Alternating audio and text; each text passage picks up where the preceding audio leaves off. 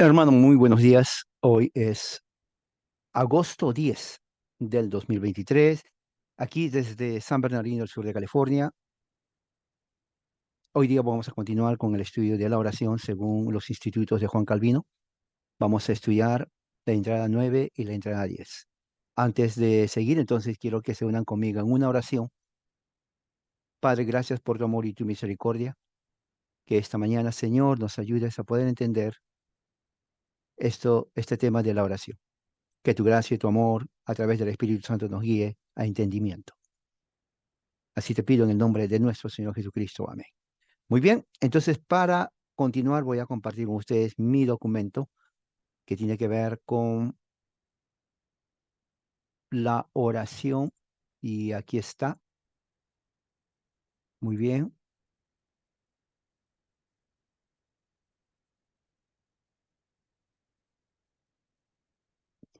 La oración de la institución de la religión cristiana, libro 3, capítulo 20, entrada 9 al 10, por Juan Calvino. Sección número 9, dice así: súplica de perdón, la parte más importante de la oración. En definitiva, la súplica de perdón de la pena de los pecados, con una humilde e ingenua confesión de la culpa, forma tanto la preparación como el comienzo de la oración correcta. ¿Ok? El más santo de los hombres no puede esperar obtener nada de Dios hasta que sea reconciliado libremente con Él, por la gracia, es lo que quiere decir. Dios no puede ser propicio a nadie, sino a aquellos a quienes perdona. Cuando Dios perdona a uno, lo que está diciendo, Dios es propicio a ellos. Por tanto, no es extraño que esta sea la llave por la cual los creyentes abren la puerta de la oración, como aprendemos de varios pasajes de los Salmos. David, al presentar una petición sobre un tema diferente, dice: no te acuerdes de los pecados de mi juventud, ni de mis rebeliones. Conforme a tu misericordia, acuérdate de mí por tu bondad, oh Señor. De nuevo, mira mi aflicción y mi dolor y perdona todos mis pecados. Salmo 25:18. Aquí también vemos que no es suficiente llamarnos a nosotros mismos para dar cuenta de los pecados de cada día que pasa. Lo que está diciendo es que no es necesario que nosotros estemos eh, hablando mucho de nosotros por cada pecado que pasa. También debemos traer a la memoria a aquellos que pudieran parecer mucho tiempo antes sepultados en el olvido. Porque en otro pasaje, el mismo profeta, confesando un grave crimen, aprovecha la ocasión para remontarse a su mismo nacimiento. Dice: en maldad he sido formado y en pecado me concibió mi madre. Mira lo que dice: en maldad he sido formado y en pecado me concibió mi madre. Salmo 51:5. O sea, está remontándose a su nacimiento, desde que nació, que en pecado. No que es hijo de pecado, sino que su naturaleza, así es. No para atenuar la culpa de la corrupción de la naturaleza, sino como para acumular los pecados de toda su vida, para que cuanto más estricto fuera en condenarse a sí mismo, más pudiera ser Dios. O sea, ¿qué es lo que está tratando de decir? Si uno a veces ni se perdona por lo que uno ha hecho en el pasado, o sea, uno es estricto con uno, dice, no, no he escuchado gente que dice, lo que hice, ni siquiera mencionarlo, me arrepiento, o se arrepiente tanto que al final no se arrepiente.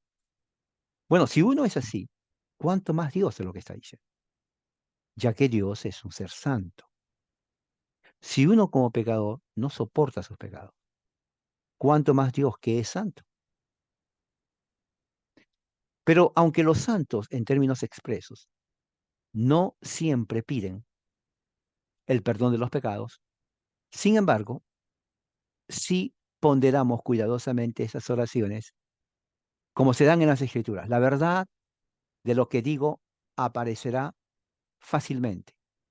Es decir, que su valor para orar se deriva únicamente de la misericordia de Dios, ¿ok? De la misericordia de Dios. y que siempre comenzaban por apaciguar.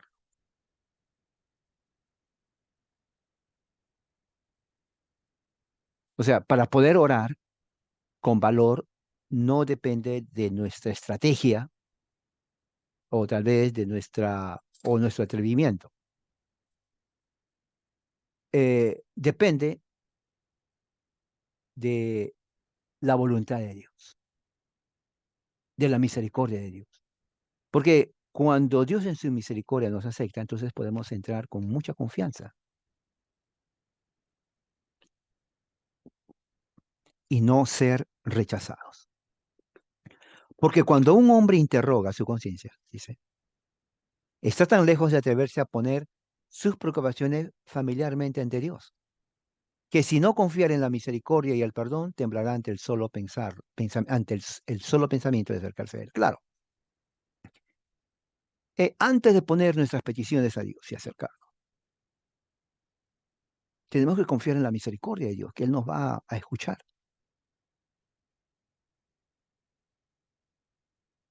y no en nosotros mismos.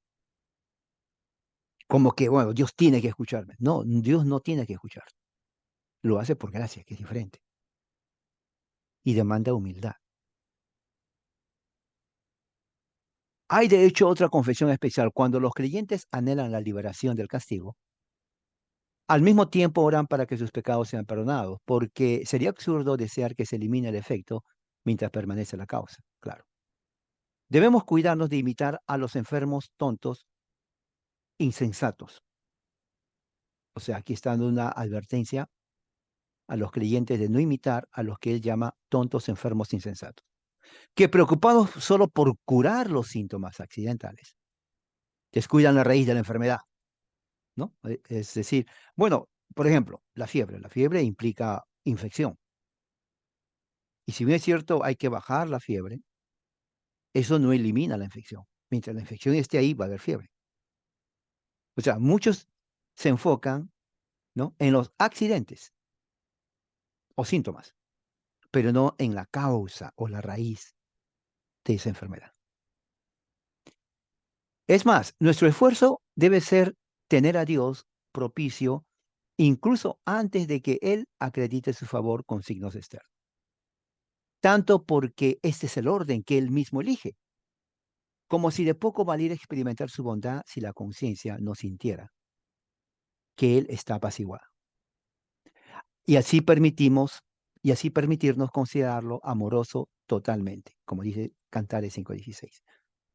O sea, lo que está diciendo, está hablando de un momento de preparación espiritual.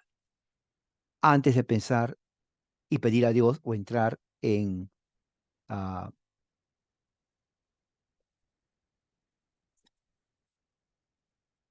entrar en un momento espiritual, tenemos que prepararnos, confiar en la promesa de Dios, es lo que está diciendo.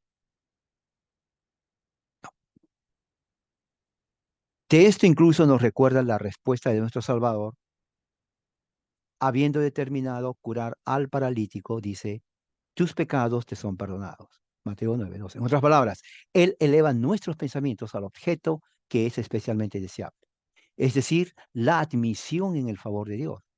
Él luego da el fruto de la reconciliación, brindándonos asistencia. Pero además de esa especial confesión de culpa presente que emplean los creyentes, ¿no?,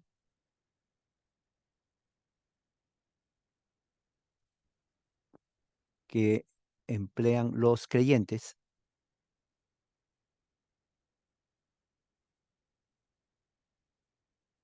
al suplicar el perdón de toda falta y castigo, nunca debe omitirse esa introducción general que procura el favor de nuestras oraciones.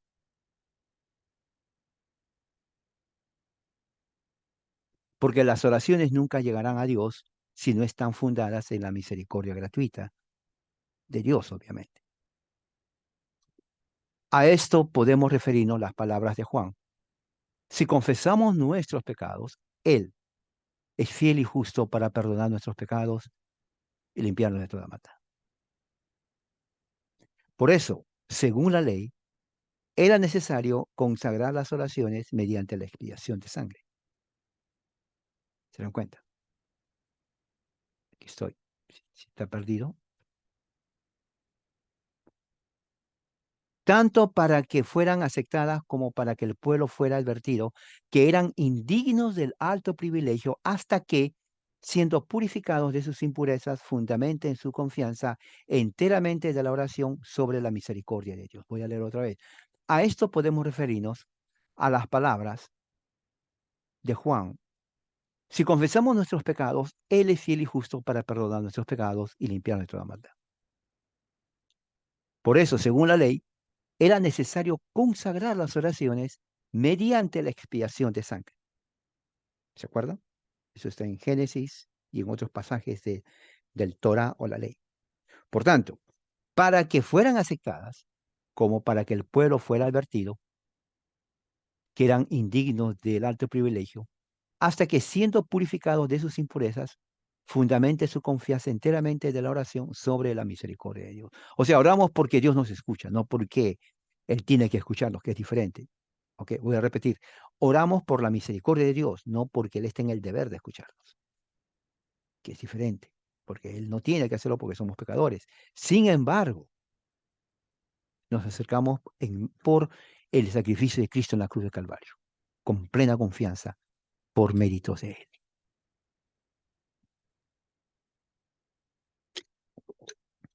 Sección 10, justicia. ¿Nuestra o de Dios? A veces, sin embargo, los santos, al suplicar a Dios, parecen apelar a su propia justicia, como cuando David dice, guarda mi alma porque yo soy santo. También Ezequías dice, acuérdate ahora, oh Señor, te ruego, que he andado delante de ti con verdad y con corazón perfecto, y de hecho lo que era bueno delante de tus ojos. Y he hecho lo que era bueno delante de tus ojos. Todo lo que quieren decir con tales expresiones es que la regeneración los declara estar entre los siervos e hijos a quienes Dios compromete a mostrarles su favor. Ya hemos visto cómo Él declara por el salmista que sus ojos están sobre los justos y sus oídos atentos al clamor de ellos. Y nuevamente por el apóstol, que cualquier cosa que pidamos, la recibimos de Él, porque guardamos sus mandamientos. ¿Se dan cuenta? Otra vez. Dice, ya hemos visto cómo él declara por el salmista que sus ojos están sobre los justos y sus oídos atentos al clamor de ellos. Nuevamente por el apóstol que cualquier cosa que pidamos, la recibimos de él, porque guardamos sus mandamientos. Miren, ¿quiere usted recibir algo de Dios? Dice el apóstol Juan, porque guardamos sus mandamientos, porque guardamos sus mandamientos, porque guardamos sus mandamientos. Nunca se olvide, 1 Juan 3:22. 1 Juan 3:22.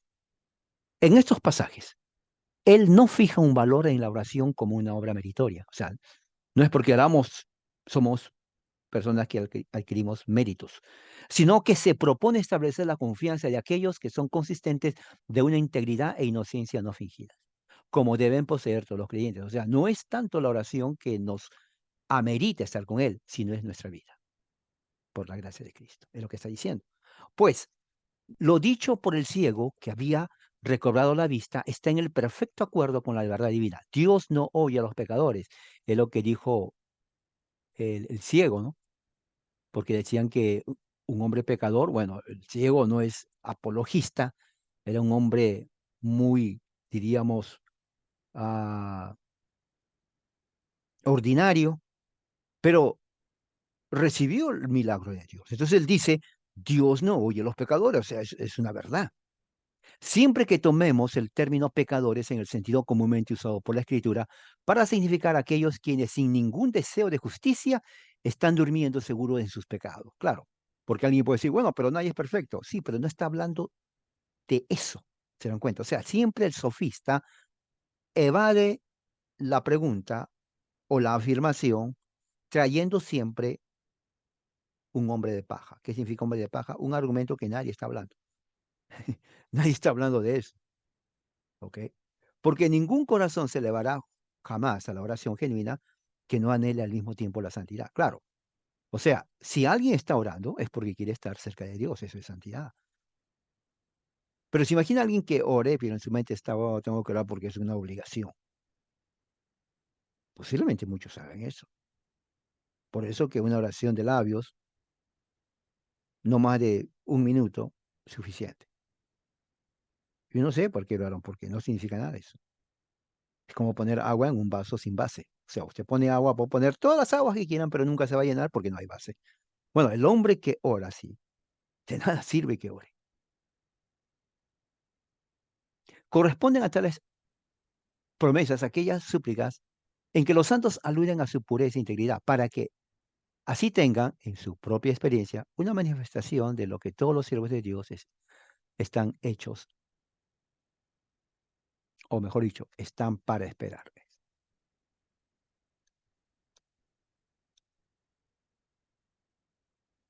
Muy bien, así, casi siempre usan este modo de oración cuando ante Dios se comparan con sus enemigos, de cuya injusticia anhelan ser liberados por su mano.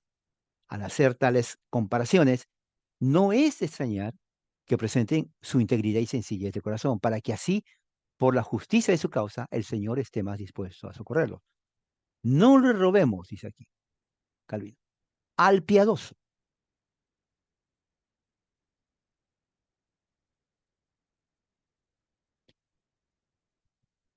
es no pecho. El privilegio, no le robemos al piadoso el privilegio de gozar de una conciencia de pureza ante el Señor y así sentirnos seguros de las promesas con las que Él consuela y sostiene a sus verdaderos adoradores. Pero quisiéramos que dejaran de lado todo pensamiento de sus propios méritos y fundaran su confianza, que sus oraciones serán respondidas únicamente en la misericordia divina. O sea, cuando nos acercamos a Dios, lo que está diciendo, ¿no? Cuando nos acercamos a Dios, no hay que ir con la idea de que, bueno, mi oración me hace meritorio. Obviamente que hay que ir con un corazón sincero, porque el que ora sin corazón sincero, Dios no va a escuchar. Pero sobre todo eso, hay que acercarnos con la idea de que no es en nosotros, sino en la gracia de Dios que Él nos va a escuchar. O sea, eso que nos dé la confianza para entrar a la presencia de Dios. Es como alguien, usted va a una casa, pero si le dice, mira, si vienes, te va a pasar esto, por más bueno que seas. Entonces uno no va a ir a esa casa porque la han amenazado. Pero si uno va a una casa que le dicen, te damos la bienvenida, bueno, uno va a sentirse más protegido, cómodo y con confianza en entrar. Entrar a la presencia de Dios es entrar a un mundo espiritual. Por eso que lleva tiempo. Por eso que muchos no alcanzan ese nivel espiritual. Van a orar de palabra, pero de nada sirvió. Ellos escucharon y no salió de la casa. Pero cuando uno entra al aspecto espiritual, ya es diferente. Ya está en la presencia misma de Dios por la fe. Es ahí donde las oraciones tienen su efecto y donde trabajan. Porque, como dice Pablo, el Espíritu sabe que tenemos necesidad, ¿no? Es poderoso. Entonces, si le dejamos o cerramos esa parte espiritual, vamos a morir espiritualmente. Entonces, la oración no es solamente algo piadoso, no es algo que, bueno, ya oré, es una experiencia. Por eso que cuando uno ora, dentro generalmente en grupos evangélicos, ¿no? Hacen cantidad de oraciones pensando que por su palabrería. No, uno ora el Padre Nuestro. Usted puede orar, Padre Nuestro que estás en los cielos, Padre Nuestro que estás en los cielos. No es palabrería, es una verdad. Eso nos hace entrar a la presencia de Dios. Las peticiones de los demás, eso viene después. Dios sabe, recuerde. El mismo Jesús dice, porque vuestro Padre sabe de qué necesidad tienen antes que se lo pidan. Entonces, ¿de qué tenemos nosotros que llenarnos de ansiedad o angustia? Uy, no le he pedido a Dios, no me va. No, Dios ya lo sabe. Es más, ya te respondió. Y uno dice, me respondió, pero si siquiera lo he pedido. Porque se imaginan a un Dios que está así. Nadie me llama, voy a pasear un rato. No, Dios no es así, para nada. Eso es uno. pero no Dios. Bueno, espero que esto les haya ayudado y la próxima semana sigue, depende de cuán extenso sean las entradas, 11, entre el 11 al 13. Ahí les haré o les avisaré. Vamos a orar. Padre, gracias por tu amor, que esto nos haya ayudado a entender más acerca de la oración. En el nombre de Jesús, amén. Hermanos, que la gracia del Señor sea con ustedes. Amén.